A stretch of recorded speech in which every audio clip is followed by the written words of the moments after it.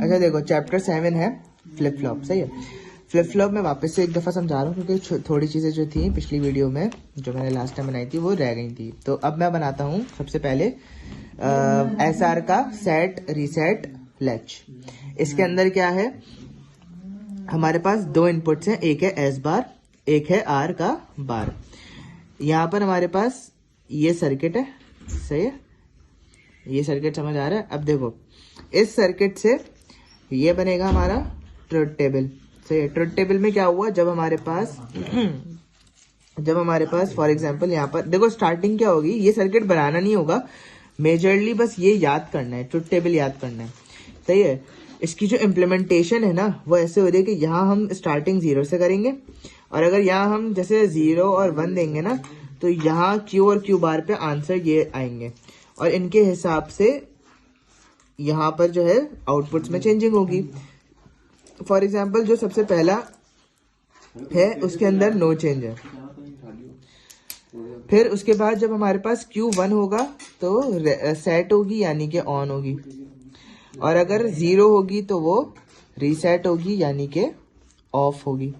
अब देखो, मैं इस सर्किट पे पूरा करके नहीं समझा रहा कि 1 डालो फिर इसको यहाँ लेकर आओ, ये सब नहीं बता रहा क्योंकि ये चीजें हमारे पास आएंगी नहीं, बस ये चीज याद कर लेना, डायरेक्ट रट्टा मार लो।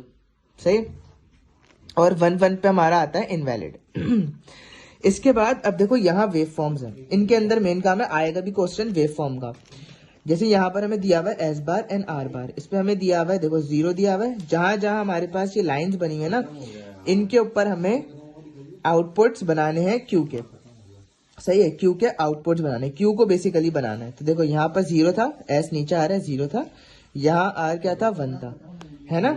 तो 0 और 1, यहाँ देखो 0 और 1, 0 और 1 क्या आते हैं Q में 1, तो हम Q को स्टार्ट करेंगे 0 से और फिर ऊपर और फिर 0 और 1 का जो आउटपुट था यानी कि Q1 था तो हम Q को ले आएंगे ऊपर ऐसे। अगर वो कह दे Q बार तो जो Q बनाओगे ना उसी का उल्टा Q बार बना देना। ओके, अगर वो पूछे कि Q बार और Q दोनों बनाओ। उसके बाद यहाँ पर क्या है 1 है, यहाँ पे क्या है 0 है, तो 1 और 0 क्या होता है देख लो, 1 और 0 Q क्या होता है 0 होता है, तो यहाँ पर हमारे पास 0 पे चले गया। इसी तरीके से ये पूरी यहाँ पर हमारे पास बनेगी। देन नेक्स्ट हमारे पास आता है gated SR latch. SR latch का जो हमारे पास वो है ना, क्या कहते हैं ट्रुथ टेबल है, वो हमारे पास PDF में गिवन नहीं है, तो मैंने इसको खुद डिजाइन कर दिया। मिस के इनपुट्स को लेके, मिस की थ्योरी को लेके, मतलब मिस ने जिस तरीके से ये बनाया था और मिस ने जिस तरीके से ये हमें दिया हुआ है PDF के अंदर, मतलब जो बुक है उसके अंदर जो दिया हुआ है उसको मैंने डिजाइन करा खुद, यहाँ पर जो है ट्रुथ टेबल बना दिया ताकि हमारे लिए ये चीज आसान हो जाए। इसको आसान करने के लिए मैंने ये खुद डिजाइन कर लिया। तो इसके अंदर क्या है SRE। तो अब क्या करना है, यहाँ पर जो है सबसे पहले 0 है, SR 0 होगा और इनेबल हमेशा 1 रहेगा। इनेबल एक बेसिकली गाड़ी की चाबी की तरीके से वर्क करती है कि जब तक आप उसको इनेबल नहीं करोगे तब तक हमारे सर्किट्स किसी काम के नहीं है। सही है, तो भले यहाँ पर कोई भी इनपुट हो, अगर ये इनेबल नहीं है तो सब खराब। 0 पे अगर इनेबल होगा तो Q क्या होगा 0 1। अब 0 1 होगा, वैसे तो इसको हम कहना चाहिए कि इनेबल, इसके ऊपर कुछ भी रख दो, यहाँ नो चेंज आएगा। अब वो मैंने क्योंकि खुद से बनाया है इसलिए मैंने इसके इनपुट्स लिख दिए, यहाँ पर नो चेंज आएगा बेसिकली। देन सेकेंडली जब हमारे पास 0 1 होगा तब हमारे पास इनेबल तो 1 ही रहेगा, तो Q जो है ना वो Q क्या होगा 0, तो लैच क्या होगी, Q अगर 0 है तो लैच होगी रीसेट। सही है, ओके। अब क्या है, अब हम जब 1 1 लिखेंगे तो ये हमारे पास क्या होगी इनवैलिड है। उसके बाद अगर हमारे पास 1 0 होगा और इनेबल सेट होगी तो Q 1 1 है और वो क्या है रीसेट नहीं है बल्कि सेट, यानी ये ऑन है और ये ऑफ है। इसका एक काम करो, स्क्रीनशॉट ले लो सारे जो वीडियोस देख रहे हैं,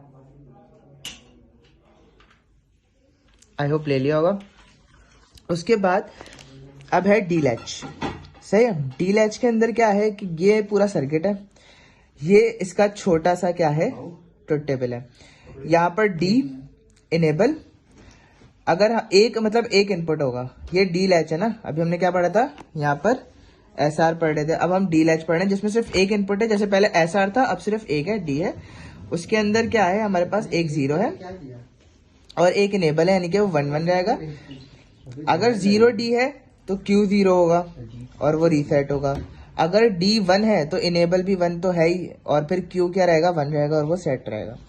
और अगर यहाँ पर हमने कोई इनपुट नहीं दिया, यहाँ हमने कोई भी इनपुट दे दिया और इनेबल अगर 0 रहा तो क्यू यहाँ पर हमारे पास कोई चेंज नहीं आएगा, क्योंकि ऑब्वियस सी बात है, इनेबल क्या है, इनेबल एक मैंने बताया ना सर्किट की तरह है जो कि एक्टिव रखती है। तो अगर इनेबल ऑफ हो गई तो फिर कोई भी इनपुट दे दो, यहाँ पे कोई फायदा नहीं है।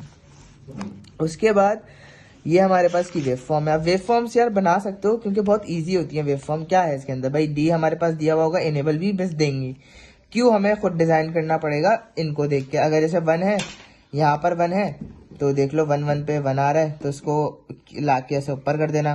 फिर नेक्स्ट ये जो ना लकीरें हमें दी हुई होंगी ये करके ऐसे, तो फिर हमें यहाँ से देखो ये नीचे आया हुआ है यानी कि 0 है, ये ऊपर है तो ये तो 1 ही रहेगा। इसको 1 0 और 1 क्या है, 0 1 0 है तो उसको नीचे ले जाएंगे, फिर 0 को नीचे ले गए। बस ये करना होता है। इसके बाद हमारे पास है edge triggering SR flip flop. Edge triggering के अंदर हम डायरेक्ट जो है सर्किट नहीं देख रहे, हम जो है सिर्फ ट्रुथ टेबल देख रहे हैं। इसके अंदर जो ना edge triggering SR flip flop के अंदर एक एसआर होती है और एक क्लॉक होती है। क्लॉक बेसिकली इनेबल की तरह ही काम करती है कि अगर हमारे पास 0 0 इनपुट्स है ना, अगर 0 0 चल रही है तो क्लॉक हमारे पास कोई भी मतलब कुछ भी नहीं होगा, क्लॉक हमारे पास 0 होगी, यानी कि एज ट्रिगर नहीं होगा जब तक, और इसमें नो चेंज आएगा।